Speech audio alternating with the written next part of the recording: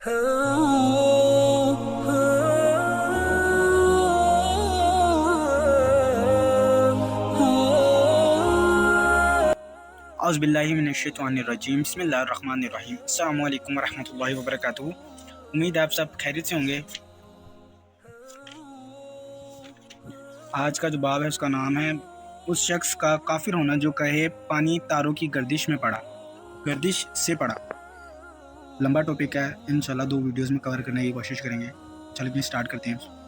Yazid बिन खालिद जहनी से रिवायत है, रसूलुल्लाह सल्लल्लाहु अलैहि वसल्लम ने फरमाया, रसूलुल्लाह सल्लल्लाहु अलैहि वसल्लम ने नमाज पढ़ाई सुबह की हमारे साथ हुदैबिया में, जो एक मुकाम का नाम है करीब मक्का के, और रात को पानी पड़ चुका था। आप सल्लल्लाहु अलैहि वसल्लम नमाज से फारिग हुए तो लोगों की तरफ मुखातिब हुए और फरमाया,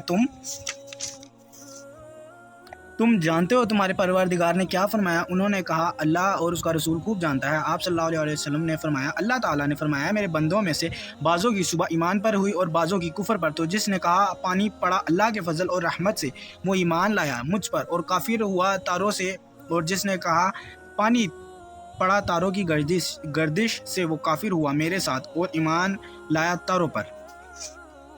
अच्छा जी, इसका फ़ायदा है। नूवी रहमतुल्लाह अलैह ने कहा, इख्तलाफ किया उलमा ने उस शख्स के बाब में जो कहे पानी पड़ा बारिश हुई, मतलब पानी पड़ा बारिश हुई तारों की हरकत से। बाज़ों ने कहा वो दर हकीकत काफिर हुआ और इस्लाम से निकल गया, और ये उस सूरत में है कहने वाला तारों को फ़ाइल और मौसर समझता हो पानी बरसाने के लिए, जैसे जाहलियत के लोगों का एतकाद था। और जो शख्स ऐसा एतकाद रखे उसके कुफर में कुछ शक नहीं।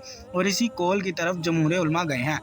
इनमें से हैं इमाम शाफी रहमतुल्लाह अलैह, और यही ज़ाहिर है हदीस से। और इन लोगों ने कहा कि अगर कोई कहे तारों की गर्दिश से पानी पड़ा, लेकिन उसका एतकाद ये ना हो कि पानी बरसाने वाला अल्लाह है और उसी की रहमत से पानी पड़ा, और तारा अगर कुछ हो तो एक निशानी है पानी पड़ने की, तो वो काफिर ना होगा। वो ऐसा कहना मकरूह तहजीबी है, तंजीही है, पर गुनाह नहीं है इसमें। और सबब कराहत का ये है कि ये कलमा मुशाबह है काफिरों के कलमे के, और शाऊर है जहालत का। और बाज़ों ने कहा कुफर से मुराद नाशुक्री, और मतलब ये है कि उसने नाशुक्री की अल्लाह की, लेकिन ये इसी सूरत में है जब कहने वाला तारों को फ़ाइल मौसर ना जानता। और मुईद है इस तावील की जो दूसरी रवायत में है कि सुबह की बाज़ों ने शुक्र पर और बाज़ों ने कुफर पर, और एक रवायत में है कि मैंने कोई नेमत अपने बंदों को नहीं दी, पर बाज़े इनमें सुबह को काफिर हुए। और एक रवायत में है कि आसमान से कोई बरकत अल्लाह ने नहीं उतारी, पर बाज़े काफिर हुए। इसके साथ तो मुराद इससे कुफर उन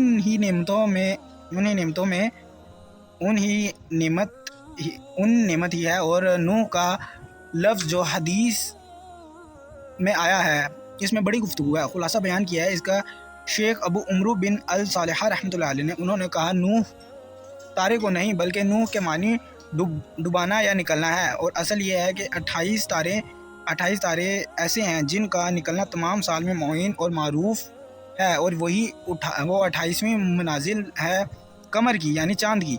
हर 13 रात के बाद एक तारे में से मगरिब की तरफ डूब जाता है, और दूसरा मुकाम उसी वक्त मशरिक से निकलता है। तो जाहिलियत के लोग ये इत्तेकाद रखते थे कि जब पानी पड़ा तो इस तारे की तरफ निस्बत देते जो डूब जाता। और अस्मी रहमतुल्लाह अलैह ने कहा कि इस तारे की तरफ जो निकलता है मशरिक से। अबू उबैदा ने कहा नूह से डुबोना इसी मुकाम पर मुराद है। फिर कभी नूह खुद तारे को कहते हैं। ज़ज्जाज ने कहा जो तारे मगरिब में डूबे उनको नूह कहते हैं, और जो मशरिक की तरफ निकले उनको बराह कहते हैं। इंतहाई मा कलाम अल-नूवी रहमतुल्लाह अलैह। अगली रवायत है अबू हुरैरा रज़ियल्लाहु तआला अन्हु से रवायत है, रसूलुल्लाह सल्लल्लाहु अलैहि वसल्लम ने फरमाया, तुम नहीं जानते जो फरमाया तुम्हारे रब ने? फरमाया उसने, मैंने कोई नेमत नहीं दी अपने बंदों को, मगर एक फ़िरके ने इनमें से सुबह को इसका इनकार किया और कहने लगे तारे तारे। इसका फ़ायदा लंबा है, इसका फ़ायदा स्टार्ट करते हैं। यानी तारों के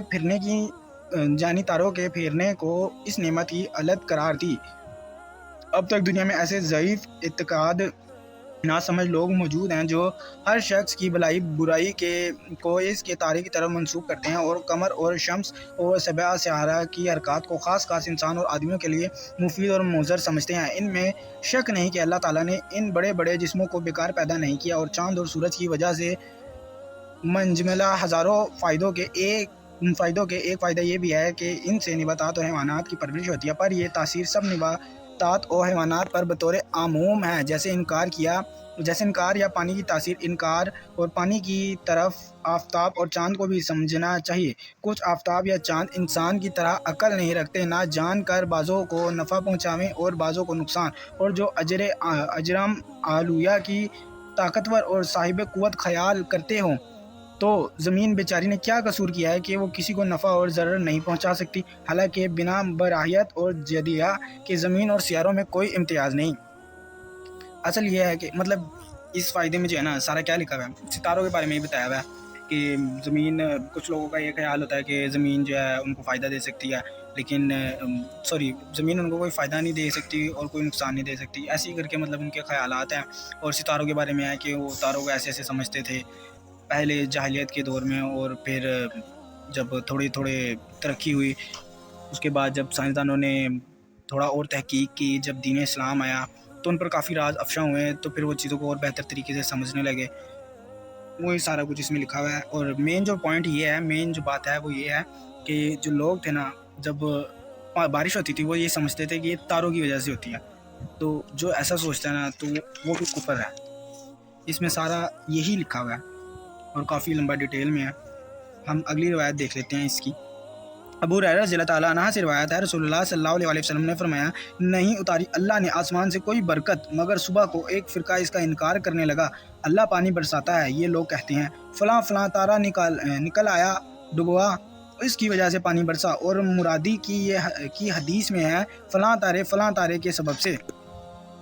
اگلی روایت ہے، ابن عباس رضی اللہ عنہ سے روایت ہے، پانی پڑا رسول اللہ صلی اللہ علیہ وسلم کے زمانے میں، مطلب بارش ہوئی، تو آپ صلی اللہ علیہ وسلم نے فرمایا، صبح کی لوگوں نے بعضوں نے شکر پر اور بعضوں نے کفر پر، تو جنہوں نے شکر پر کی انہوں نے کہا یہ اللہ کی رحمت ہے، اور جنہوں نے کفر کیا انہوں نے کہا کہ فلانے نوح سچ ہوئے۔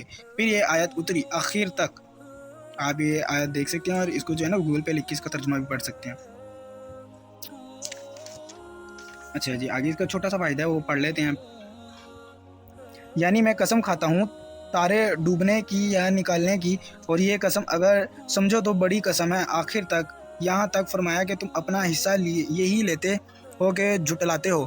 شیخ ابو عمرو نے کہا یہ مقصود نہیں کہ سب آیتیں نوح کے باب میں اتریں کیونکہ تفسیر اس کا انکار کرتی ہے، بلکہ یہ آیت نوح کے باب میں اتری اور باقی اور باب میں اور ابن عباس رضی اللہ عنہ سے ایک روایت میں صرف یہی آیت مرکوز ہے، اور اس آیت کی تفسیر یہ ہے کہ تم اپنا شکر یا اپنے رزق کا شکر یا اپنا حصہ بھی لیتے ہو اللہ کی رحمت سے، اور نسبت کرتے ہو روزی کی تاروں کی طرف۔